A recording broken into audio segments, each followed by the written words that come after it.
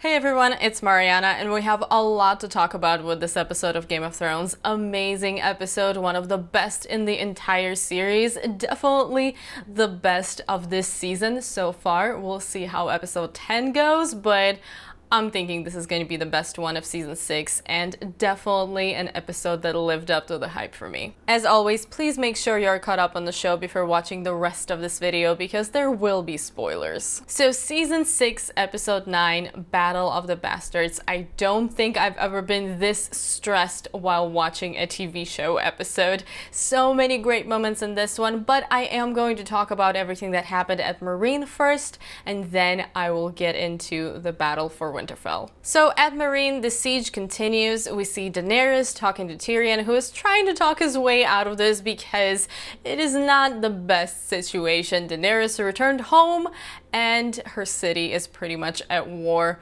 and Tyrion was kind of in charge, so not the best situation for him, but I really enjoyed this scene. I thought it was a great opening scene. This really reminded me why I was so excited about Tyrion being at Meereen in the first place, back when he just got there, and I thought the dynamic between Daenerys and Tyrion was great, so we need more of those. We surprisingly didn't get too many scenes with the two of them together, but hopefully, from now on, there will be more of those. Looking at all of this, Daenerys proposes a very Targaryen type of plan, and Tyrion definitely points that out to her. We hear once again about the Mad King, about all the wildfire, which I feel is setting up some stuff for the finale, and I think we are going to see Mad Queen Cersei. Tyrion offers an alternative approach, and they end up talking to the three leaders. The Masters are definitely confused here because they think they're here to discuss Dany's surrender, but realistically, it's the other way around because Drogon shows up, Daenerys gets on top of him, and she flies away to burn some ships. We also see Viserion and Rhaegal come out to play, and the dragons, let me tell you, look amazing in this episode. I loved watching the burning of the ships and Dany really in her element. Everyone just kind of stares at her as she does her Dragon Queen thing. In the meantime, the Sons of the Harpy are also causing issues because they are murdering people, but Daario shows up with the Dothraki horde and they solve that problem right there. I guess that puts an end to all of the theories that Daario is somehow behind the Sons of the Harpy. I know some people haven't really been happy with the simple explanation of the Masters being behind everything, but I think that's what we're gonna have to settle for. As all of this is happening, we also see Grey Worm kill 2 of the 3 Masters with one move, and it's actually nice to see him do something for a change and not just have awkward conversations with Missandei and Tyrion.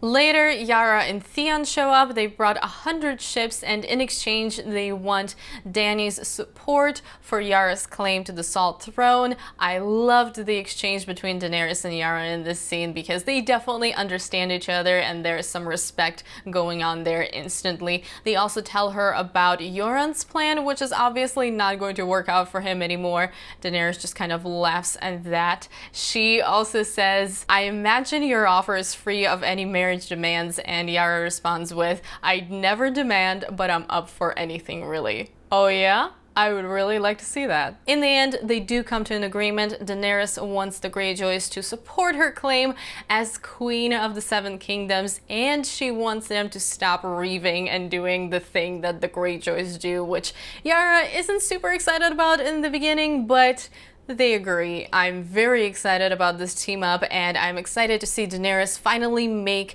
an alliance with a Westerosi house. I think this is a pretty big deal. I have to say, I really enjoyed all of the scenes at Meereen this episode, and it's not just because of the dragons and the fighting. I thought everything was well paced, the dialogue was great, the writing was really good, and nothing felt like filler.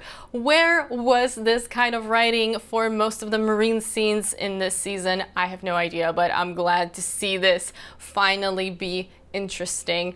And I actually thought that the main event in the north was going to overshadow the Meereen events completely, but they did manage to have a lot of good stuff going on here, so they have my attention again. And now let's talk about the North, because this is the battle we have been waiting for.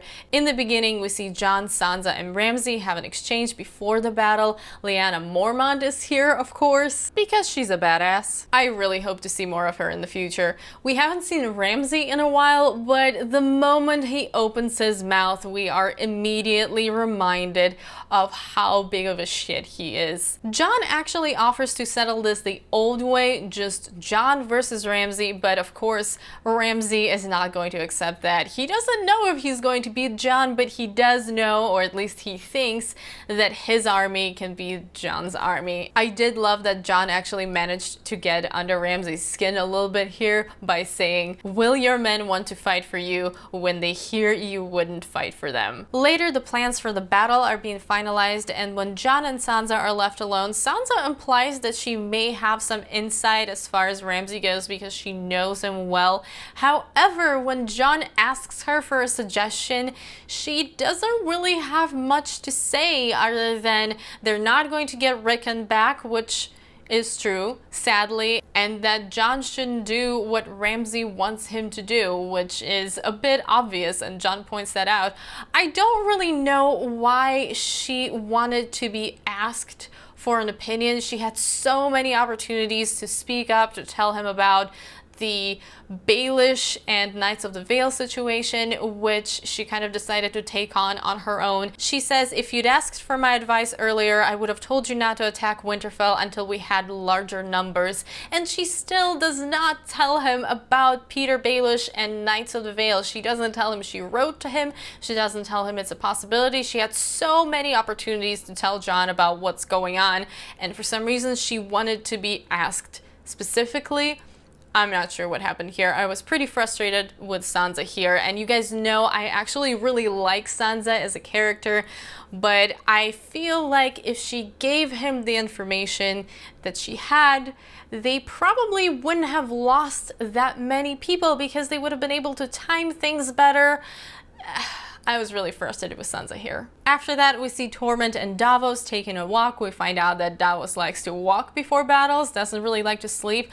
All of the screen time that Tormund was getting was really stressing me out because I thought it was kind of a sign that he was going to die this episode. This has happened before when characters suddenly get a lot of screen time and then they don't get any screen time after that, but thankfully Tormund survived this episode, made me really happy. We do see Davos stumble upon the place where Shireen was burned and he finds the stag that he gave her, so him and Melisandre are going to have some words after this. We're definitely going to see what happens with that next episode, and somehow I feel it's not going to end well for Melisandre. And speaking of her, Jon actually goes to talk to Melisandre because he's looking for some kind of advice, which she doesn't really have great advice for him other than don't lose, and she tells him maybe Lord of Light brought him back just to die here again, just to attack Winterfell and complete his purpose and die. Thanks for that, as if I wasn't already worried. Next morning, the battle is about to begin, but not before we are fully reminded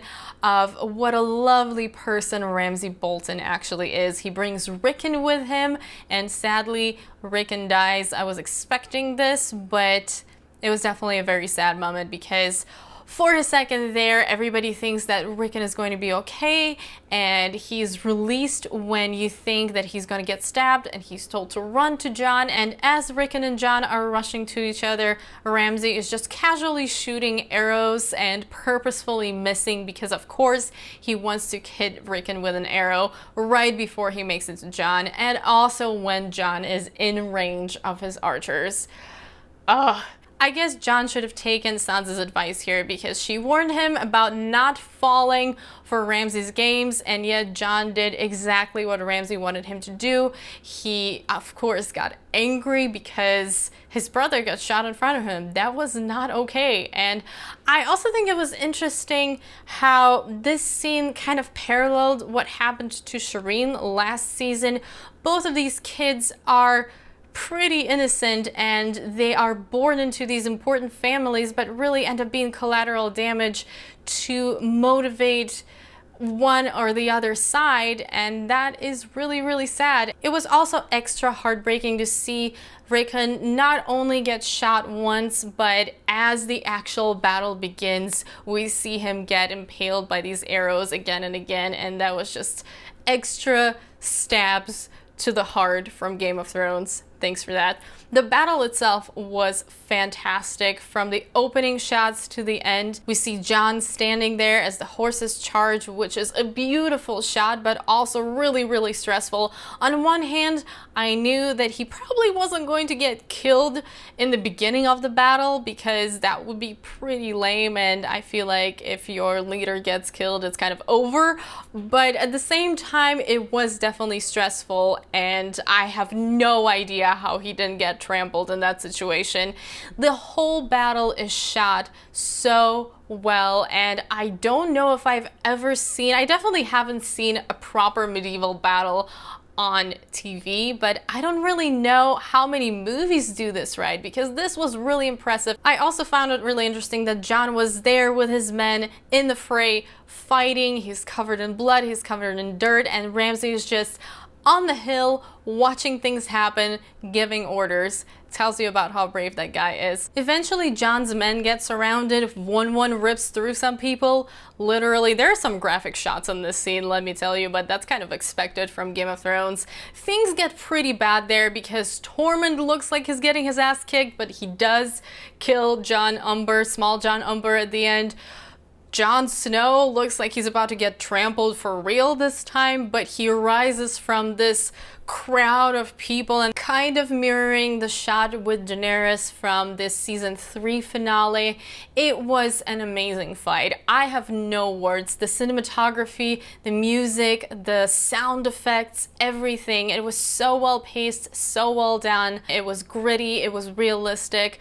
I don't think they could have done this battle any better, to be honest. Of course, they are saved by Peter Baelish and the Knights of the Vale and Sansa, and I loved the look on Ramsay's face. He was just standing there with the biggest WTF on his face, and it was wonderful to see him finally feel like he does not have the upper hand anymore. He retreats to Winterfell, clearly having trouble accepting his defeat. He thinks he can just wait it out behind the walls because Jon doesn't have the army anymore, but Jon does still have one who breaks down the gates and lets the remainder of Jon's men inside. Sadly, one dies after this, which of course Ramsay has to kill him with his arrow. This guy just, he had his terrible death at the end of the episode coming, and then he decides that now he's going to fight Jon while he's well rested and Jon is exhausted. Jon grabs a shield as Ramsay tries to shoot him with arrows and knocks Ramsay down and just starts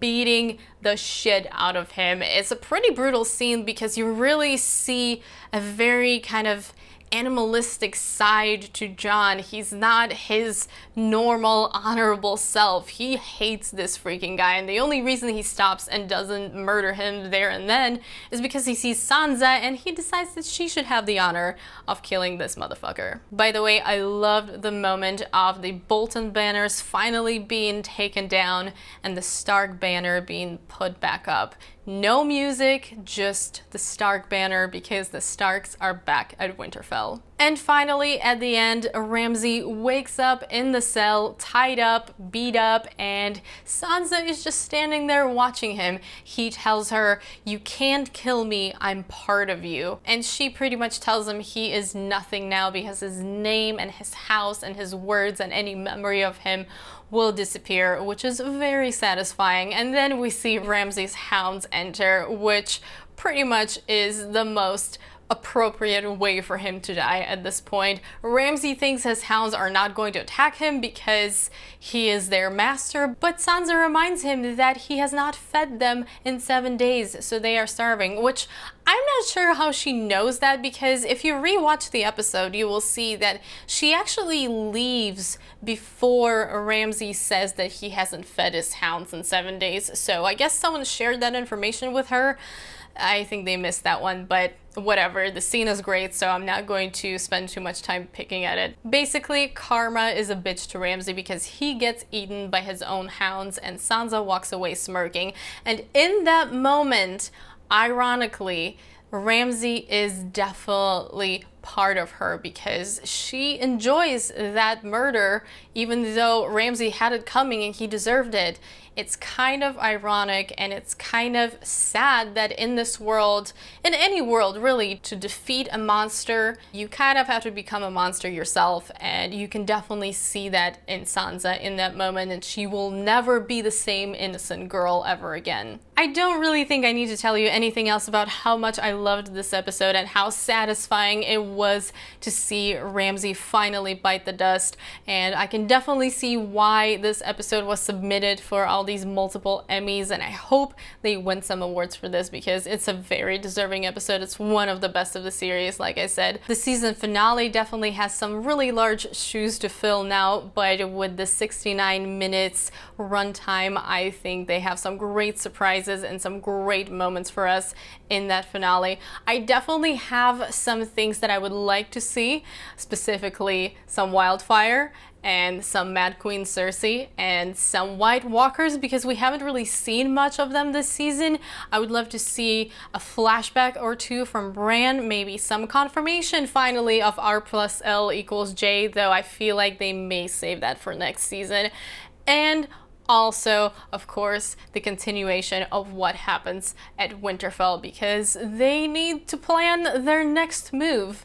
And if I were Jon, I would be a little bit mad at Sansa at this point. There also was a White Raven in the preview for the next episode, which is exciting because I once again have hope that we will see the epilogue from A Dance with Dragons in the finale, even though that Raven looked like it was flying towards Winterfell, which is not exactly the right direction for the epilogue, but we'll see what happens. That's it for my recap and review of Game of Thrones Season 6, Episode 9, Battle of the Bastards. Let me know what you guys thought in the comments below. Let's talk about it, and also let me know what you would like to see in the finale, since I've shared some of that as well. I hope you guys enjoyed this video. Thank you so much for watching as always, and if you enjoyed it, please don't forget to give it a thumbs up, share it with your friends, and also subscribe to my channel if you haven't already. I hope you're having an awesome day, and I will see you soon in my next video. Bye!